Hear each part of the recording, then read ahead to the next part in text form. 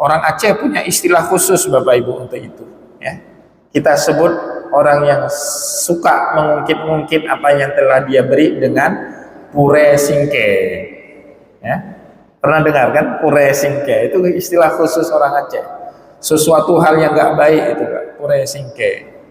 Yang sudah mengungkit-ungkit apa yang telah dia beri kepada orang lain.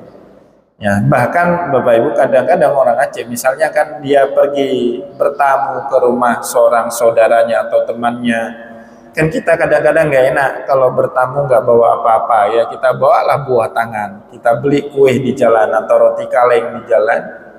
Nah kita bawa ke rumah saudara kita itu, kadang-kadang kan kuenya itu dihidangkan kembali Pak ya, kue yang kita beli itu kan dihidangkan kembali.